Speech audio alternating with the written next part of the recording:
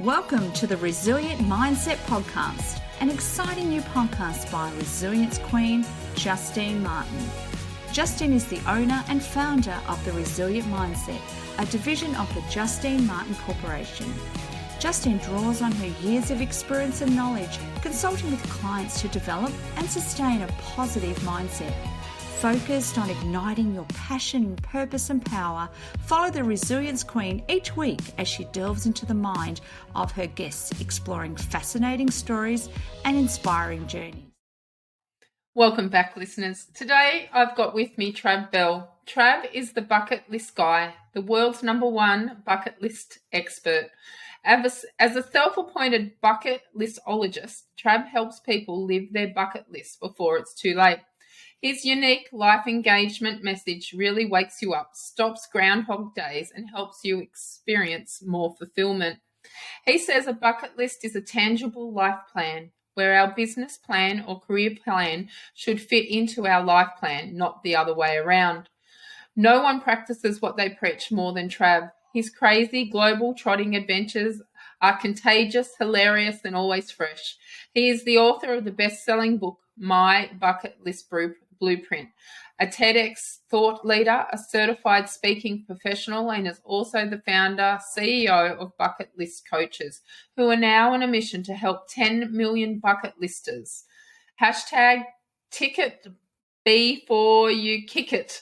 Before Trav became the bucket list guy, he founded and franchised a chain of personal training studios across Australia, starting with one client, and his team went on to do over 2 million personal training sessions and motivated tens of thousands of clients. This is why Trav is now regarded as one of the world's most in-demand motivational speakers. With over 11 years public speaking expertise, Justine thrives on delivering a powerful and empowering keynote to audiences of all sizes. From a packed room of 500 people to an intimate gathering of 50 people, Justine will command the room with her inspiring journey and engaging anecdotes. Email hello@justinemartin.com.au to book Justine for your next event. Welcome, Trav, to the Resilience Mindset Podcast. That's an impressive bio that you've got. How are you today? I'm great, Justine. Thanks a lot for having me. You're welcome. Let's get straight into it. What does resilience mean to you? Resilience to me means, to be honest, it's an interesting question, getting punched in the face 6 times and getting up on the 7th. Love that definition. That is so true. Definitely. Definitely. And haven't we all, and I'm sure I'm speaking on behalf of all your listeners and watchers, that we've all had to deal with that, especially in the last 2 to 3 years. Yeah, that's right. We've all had to draw on resilience. So what's an adversity that you've faced, and how did you draw on your resilience to cope? Look, apart from the pandemic, let's skip COVID. Let's use something else.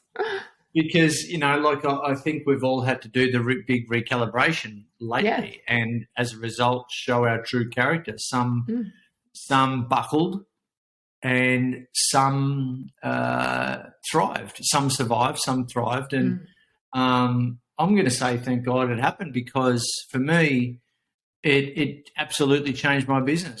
I had to innovate, radically adapt, and radically, come together with other people. And thank God it happened, because, without it, I wouldn't have done what I've done in my businesses. So that's cool. Prior to that. Same. I can definitely relate to that. We don't give up, but we modify. We look at... It was gun to your head gun to your head adaptation, gun to your head innovation, and also gun to your head collaboration. That's right. Yeah, a lot more collaboration now, and which is fantastic. It's we all had to fail for, even though a lot of us out there are technophobes, we've had to just fall into technology and just see how it goes, right? Especially our generation. Yeah. And at the end of the day, we've hopefully all come out of it the wiser, and we've given ourselves, a reprieve to just go, you know what, whatever happens, happens, and I'm going to stuff up a few things, but that's the way it goes. So that adaptability, I think we've hopefully people reflect on that and are grateful for the adaptability, skills, resilience that they've had to really undertake in order to get through what we've had to get through. Me personally, back in the day, I grew up here in Ocean Grove, not too far away from where you are right now, and I grew up down here as surfing, surf lifesaving, doing all that stuff, swimming. Got out of high school down here, went into university, started personal training back in the early 90s, grew a business from one client up to tens of thousands of clients around Australia. First to franchise personal training studios in Australia, had tens of thousands of clients and a heap of personal trainers. But then where I had to really show resilience was building that. But also there were some things that happened in my life, a bit of a downward spiral, some pretty toxic people came into my life. And I went through a bout of depression, albeit mild. And it was in that time of my life where I had to dig deep, force myself to get out of bed, force myself to not go on antidepressants, but instead get right into personal development, positive psychology, learn all, and go to events, read some, get people around me, get positive people around me to show me a different model of the world. And it was around that time where I was at a lot of these things where a friend of mine said, "Why don't you teach this stuff?" And that helped me form the Bucket List Guy. I put on a talk, packaging everything that I knew, and someone at the end of that called me the Bucket List Guy. And that's been an up and down journey, having to show resilience all the way through, with people calling you crazy. I was online doing online business like over 10 years ago. Coming from a bricks and mortar business, you'd appreciate that, that was a whole different world. And whether you call it resilience or just determination. I think it's both. Persistence, getting punched in the face 10 times and getting up on the 11th, whatever it is. And modifying yourself in the process, adapting to new things. And I think resilience breeds healthy growth. I always say, in terms of this bucket list stuff that I talk about, what I call bucket listology, I say on the other side of your bucket list is a you that you don't know yet. On the other side of events like this, like we've all had, there's a you that you don't know yet. And I'd encourage anyone watching and listening who's in your world to get curiously excited about the person that exists on the other side, because they're the bigger version of you. And, I say people are dying at 40 and being buried at 80. A lot of people give up pushing that envelope, pushing to see what that next stage is for them. And we all love growth. And so, but I think a lot of people are scared of learning something new. Oh, I'm too old to learn something new. You can't teach a dog new tricks. I call bullshit on that. Continue learning to the. Good that we can swear on this podcast. We can. Bullshit on it because with the rate of depression, the rate of suicides, the rate of overprescription of antidepressants, youth suicides, and we've actually got this thing called the loneliness epidemic now. We have. Which is the adverse effect of social media. Then you go throw COVID in on top of that and everything else that went on. It was a mental health perfect storm. So very much so. Yeah, and that's I guess, for want of a better description, that's the fight that I'm fighting, is to help the former me with the tools and hopefully change the narrative around that. And instead of going on antidepressants, well, there's another way. Yeah. So everything that I go out there in the world and do, whether it be through speeches, books, all of our coaches around the world, TED Talk, et cetera, I hope that gives people the tools to be able to be more resilient and gives them some tools for personal development, and positive psychology. Yeah. Totally agree, 100%. When I was diagnosed with the MS, I mean, I catapulted down into a very dark, dark hole, and I did go on antidepressants, and I went on them for around 3 months, and I slept more than what I'd ever slept in my whole entire life, and I felt like I was a walking bloody zombie, and I put on weight. I put on nearly 6 kilos in 4 weeks, and I went back to my doctor, and I went, you can shove these where the sun don't shine. I feel worse on these than what I did prior to taking them. There has to be a better way. And I know I can feel myself when I'm slipping a little bit back into that dark hole. And it's like, okay, well, I have coping mechanisms in place, and that's, hanging around with people that make me laugh and watching films that are funny and listening to uplifting music, going out and exercising. And I make sure that I exercise and weight train, 3 days a week. Even with all my disabilities, I still do that because I know how important that is for my mental health. And I eat better as well. High sugar foods are the worst things you can eat when you're depressed. Yeah, 100%. It's a vicious cycle, isn't it? It is definitely. And, I just said then, like, I've had a very busy day, as you know, and I've just come back from a medical appointment, and my fatigue, and I was crashing. And the first thing I thought of was, I need some sugar. But sugar for me is having a banana. And I was talking to a friend on the phone, and I'm like, I'm going to have a banana. I need some sugar. And he's like, but there's no sugar in banana, there's potassium. And I'm like, what do you think's in a banana?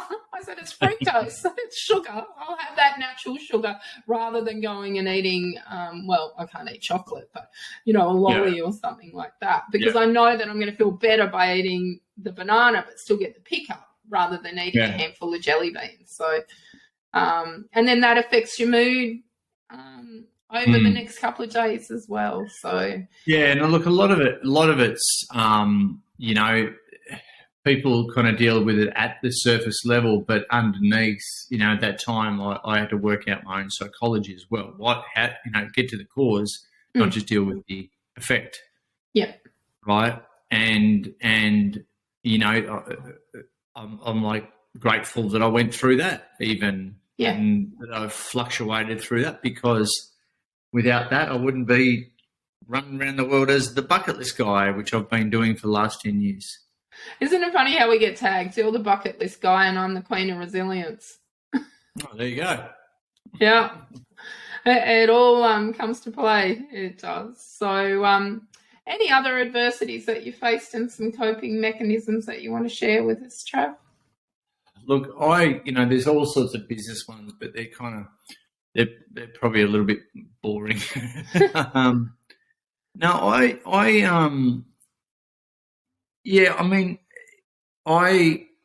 guess I've done so much of this work that I've kind of layered it with so many solutions that I forget about to a degree, I'd forget about the tough times that I've been through. Because I coach this stuff as well. So I'm forever helping people through their stuff. Actually, there you go. The best way that I cope with my own stuff is to go help other people. I'm the same. So I take the reflection off me and, help as many other people as I possibly can. Yeah. And so you get imposter syndrome and all that sort of thing. And who am I to help people en masse and, especially one-to-many from a stage. But at the end of the day, it's about going out and helping people, and that just it's so cathartic.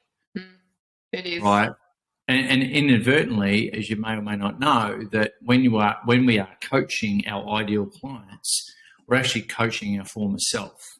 Yes. And that's why the best avatar is what you used to be, because you've already been there. You 10 years ago. Yeah, exactly. Yeah, that's exactly right. You've come out from that difficult situation.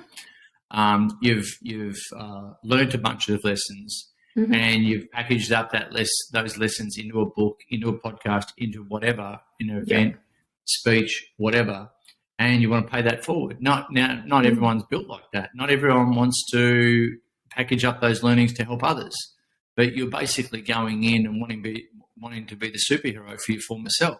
Yeah, that's right. And save the day before they go through the shit that you went through. Yeah. Learn by my mistakes. Learn what worked well and what didn't work at all.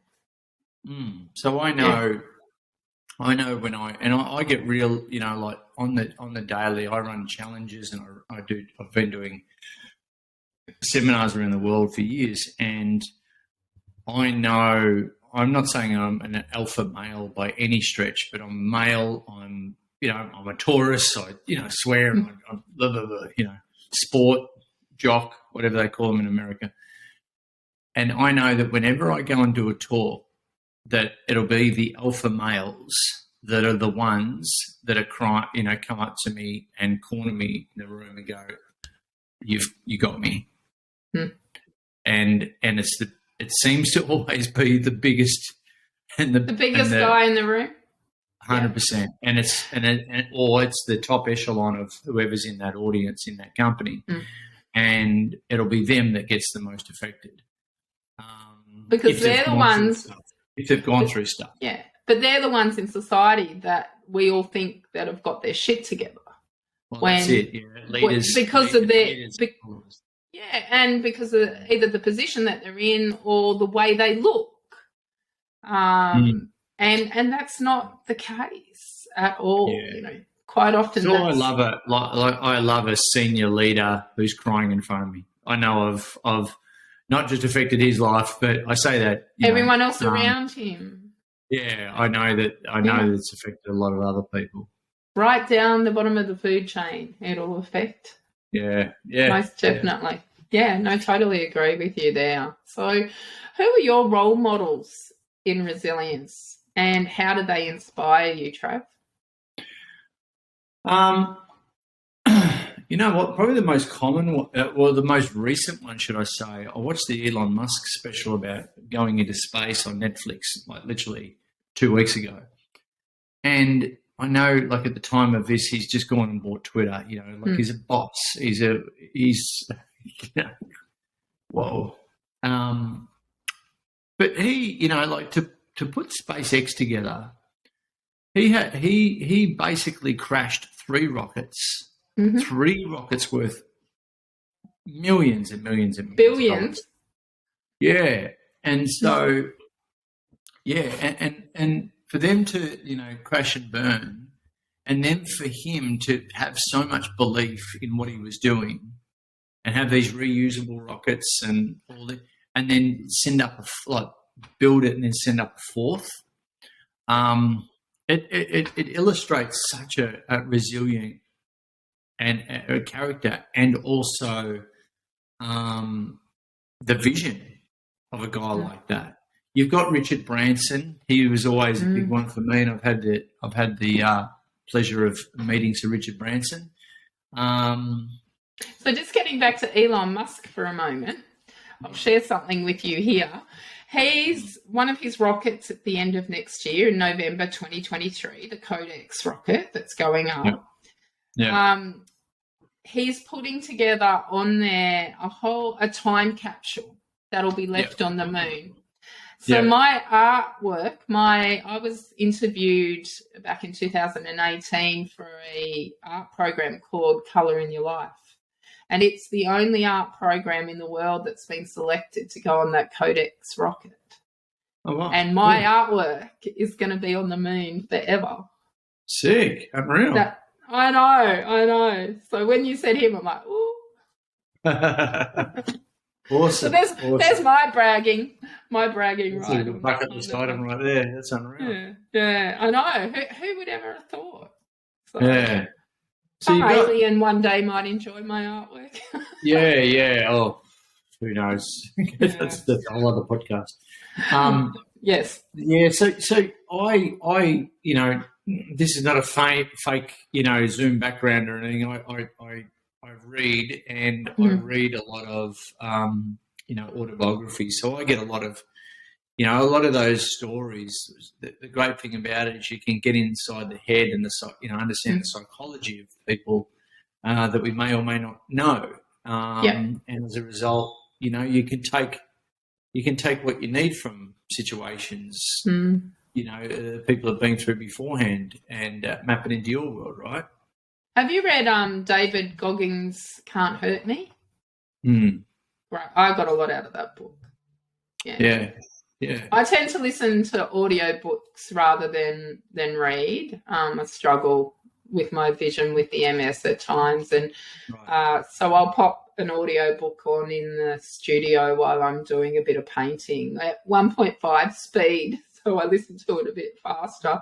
But yeah, it's amazing what some people on this planet are capable of and what they have done, and that's inspiration in itself. So I find role models and examples in people like that, and rather than social media, because social media is so fake and people only give you their best bits.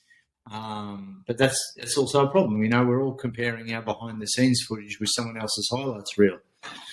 Well, don't look at my socials this week then, because I was actually full-blown off with the pixies for an MRI on Tuesday and live streamed under the influence of some happy pills because I'm claustrophobic. And I had a failed one 4 weeks ago, which I document my health journey all the way through and I try and keep it real and authentic, and because there is so much fake stuff on socials. And that's annoying. And, you know, I don't want to be that person that just puts the glossy photo with the hair done and the filter on. And, you know, I have a lot of chronic illness. And if I am seen doing that, it's fake. And it's not being authentic to those that follow me. And, you know, I have some pretty bad days still. But you know, I don't give up, I modify and I keep moving forward. And I think, you know, the more people that are authentic, especially on socials, the world would be a better place. Yeah. And I think we can look through the bullshit, or hopefully people have developed enough to look through the bullshit and get to the truth and get to the vulnerable and authentic. Yeah. Hopefully. Yeah. And not be, you know, sworn in by these influencers. Gurus and yeah. So what are your passions in life, Trav? Surf, bike ride, family, learning, business. I'm going to the gym straight after that, straight after this. And you know, like I did when I came out as the bucket list guy, I did a values elicitation exercise where I went through what are my top values. So what I actually do on a day-to-day basis is my life. You know, I love it. There's not many people on earth that can say, "Oh, I love what I do." Like I make good money from it, and I love what I do, and I love serving people. I think that's really the holy grail. And it doesn't feel like work. No. Well, there's some days, don't get me wrong, you know, when you're trying to grow any company, but with, you know, so when I introduce myself to people, what do you do? And I said, well, they call me the bucket list guy. So I literally run around the world doing cool shit, and people then pay me to talk about it at their conferences. And I coach some people to do the same. Right. So yeah, my bucket list is a tax deduction too. Right? Yeah, I'm hearing you. To this day, my accountant says you're not as dumb as you look, are you, Trav? So what are some of the things on your bucket list that you've yet to do? Yet to do. Is there anything on your bucket list still? I just did one recently, one of the scariest ones that was on my list for over 9 years. What was that? Stand-up comedy gig. Oh, how'd you go? Got some laughs. I didn't give a shit whether they laughed at me or with me. Fuck it, just laugh. Yeah. The family came. It was great. It was a bit on the X-rated side to a certain degree. I wish I'd not seen it. But there's this mob in Melbourne, and shout out to Murray Morgan. He runs a course up there called the School of Hard Knock Knocks. Oh. Right, so check this out. You go from on the Sunday, Monday, Tuesday, Wednesday. You do 3 hours a night, and you're writing jokes. You're learning different comedy styles. You're rewriting jokes. You're performing in front of a group of about 12 other wannabe comedians, and so you're rewriting, re-rehearsing, blah blah blah.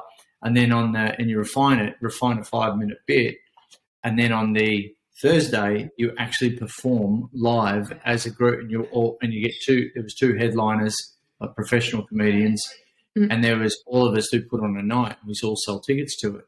So that was up in Melbourne, and so we had 120 people at our gig, and it was scary AF. Yeah, really. I'm getting a few heart palpitations just thinking about you doing it. And I'm there. I've done a TED talk. I've in front of 2,000 people at Jeff Shed. I've done talks all around the world, but I had to really undo all of that to find the funny and get to undo a lot of that stuff to rewrite jokes. And would you do it again? Scared the shit out of me up until doing it, and so that was a big I've got little things like I'm doing one at the moment, and that's going back to the reading thing. I'm reading 52 books in 52 weeks. Wow. So that's a challenge for myself. So I get up every morning at 4:30. I read out loud. My partner, she's an artist as well. She sketches while I read out loud. I read a couple of chapters. So she learns, I learn. I retain more information by going through a book with this pen, a 4-color pen, and just going, dog-earing the thing. I'm like that. So it's been our practice for ages. Highlighter pens over everything. Highlight. Yeah. Just notes in the margins and that sort of thing. So that's one that I'm doing at the moment. I'm building out. We've got certified bucket list coaches in 22 countries around the world. So I'm building out that. It's a legacy play. They're all out there teaching my stuff. Little things like go swim with the whale sharks. And I'll do a physique competition, and here I am. This is the first time I've ever said I'll do a physique competition. I'm coming up to 49 years of age on the 8th of May, which this might come out just after that. So I want to basically say fuck you 50. Yeah. And go for it. Well done. I'm not a bodybuilder or anything like that, but at least, you have a crack at doing that. I certainly don't want to get up there in a G-string and do all that bit, but it gives me something. Make sure it's a nice gold one. Have branding on it. The bucket list. 100%. Just a bucket. I just competed. I've not the bucket.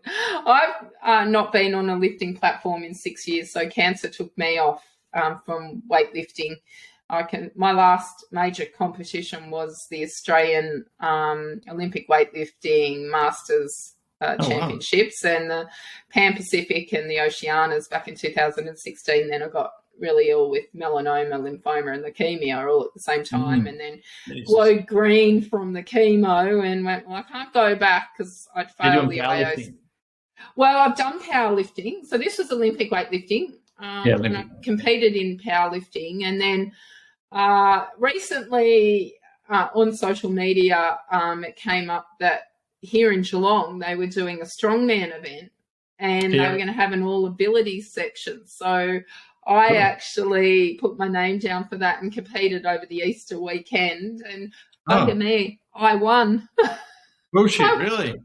Yeah, I won it, and like blitzed it in and shocked myself and went, wow, I can still lift, I can still move heavy things, even with a broken arm, and which I've now had for 16 months. I'm still waiting on surgery on it, and there's another one coming up in August. So I'm like, right, I'm there again, and so they're on my. I've got lots of things on my bucket list. This year I'm going to do a tiger moth. I want to do a tiger moth flight. Do that down Torquay. Yeah. Well, 10 minutes down the road from me. So, going to do that. Well, I think, having a bucket list is really, really important. Yeah, well, it's not about the actual, there's obviously travel stuff on there, and that's what makes up most people's bucket list. But, I that's what I've got in the book is I came up with this thing called the My Bucket List Blueprint. It's a 12-letter acronym to help a person go north, south, east, west in their own brain and help them extract and articulate a personally meaningful and holistic list. And so as a result, it really does help a person unearth all of these unconscious, maybe conscious or unconscious, but get them to write them down. Just writing stuff down for the first time is that's huge. It's huge for most people. I journal daily. I write stuff all the time. Yeah. And so, but yeah, like that's where it all starts. And then it's a process, and then it's a process of really reverse engineering your life, every aspect of your life in order to make this stuff come to fruition. Yeah. It's the growth of you on that journey towards these self-imposed destinations. But like I said before, it's really about the you that exists on the other side, the person you don't know yet. And that's what I want everyone to get, like I said before, curiously excited about. And look, things on your bucket list don't even have to cost a lot of money. No, it's just either. Yeah, that's right. And, they become, I always say, dreams become reality when you set a goal, and your bucket list is just a list of goals that you want to achieve. So, simple. So I've got a couple of questions for you here that you don't know about today, Trav. Unless you've listened to one of my podcasts before. Do you like pineapple on pizza? Yes. Yeah, that we're actually winning. Those of us that like pineapple on pizza, we're winning. Pizza. I know. I like an Aussie with pineapple, actually. Tea, coffee, hot chocolate, or wine? Coffee. How do you have your coffee? Black. And in a little cup for those that are listening. That was my pickup, my double espresso. I wish I could drink coffee. I haven't had a cup of coffee in over 30 years. Yeah. I buzz around now enough. What's your favourite music? Wow. I've got currently on Apple Music right now. I've got a metal playlist, heavy metal playlist. I've got a rap playlist. Wow. I've got a hip hop playlist, house music playlist, psytrance playlist, rock, and I've created a playlist called Yacht. Because I'm when I published my book, I actually bought a DJ, like a big DJ deck set, and that's another thing on my bucket list is to play and get that all dialed in. So since getting that, just putting together dance music and mixing dance music and it's become a passion, although I'm not doing it as much as I want to.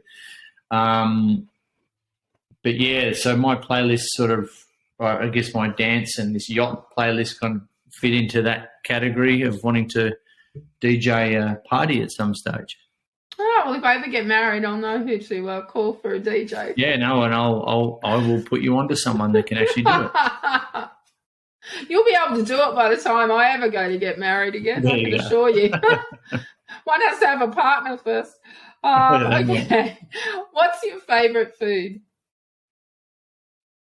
Look, a tomahawk steak. Nice. Yum. I'm a bit of a carnivore. Just straight up veg, fresh veggies and or a good old fashioned lamb roast. Yum. Yum, yum. We're actually recording around dinner times. I know, I'm starting to lose it. Now we're talking about food. Okay, the toilet paper forwards or backwards? Oh, interesting. Forwards means it comes from the front, not from behind. Right. That's right. Definitely front, and it's actually a real issue with me. I get really severely ADD on that. Do you go to other people's places and turn it around? Is it around? Yeah, me too. It's like, that's around the wrong way. What's it doing that way? And it's better for the planet because you use less sheets. You use 3 sheets on average, pulling it forwards. On the backwards one, it's 5. I read that somewhere a long time ago. Me, I'm just like, and then... You need to listen to Andrew Jobling's podcast that I did with him because we got into Andrew. Yeah. Well, we got into the whole scrunching and folding. Personal training days back in the day. Well, he's my writing coach as well. So there you go. Oh, there you go.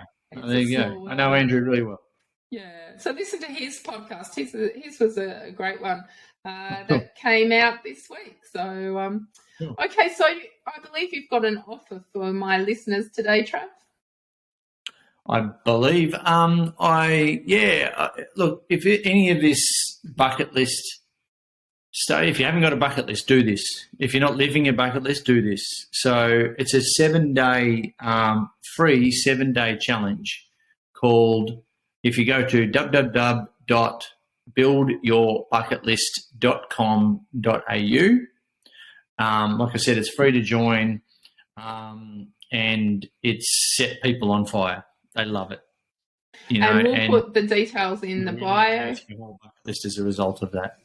Awesome. I'll hop on there and have a crack at it too. So Definitely. All the details and your contact details will be in the bio. But for those that are listening, what's the best place to contact you?